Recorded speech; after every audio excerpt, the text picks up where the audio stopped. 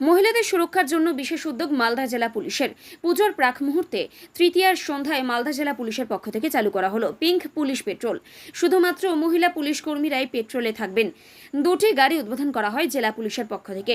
এদিনের উদ্বোধনী অনুষ্ঠানে উপস্থিত ছিলেন জেলা শাসক নিতিন সিংহানিয়া, জেলা পুলিশ সুপার প্রদীপ কুমার যাদব, অতিরিক্ত জেলা পুলিশ সুপার হেডকোয়ার্টার সম্ভব জৈন, অতিরিক্ত জেলা পুলিশ সুপার গ্রামীণ আবু বাক্কার সহ জেলা পুলিশের অন্যান্য কর্তারা। এদিন মোট 2টি গাড়ির উদ্বোধন করা হয়।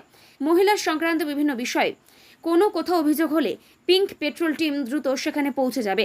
মূলত ইফটেজিং, কেপ মানি এছাড়াও মহিলা সংক্রান্ত বিভিন্ন বিষয়ে কোথাও কোনো অভিযোগ হলে এই দলের মহিলা সদস্যরা দ্রুত সেখানে পৌঁছবে। কোথাও কোনো মহিলার সমস্যা পড়লে 100 নম্বর ডায়াল করলে দ্রুত সেখানে পিঙ্ক পেট্রোলিং পৌঁছে যাবে। পূজার জন্য আর যেরকম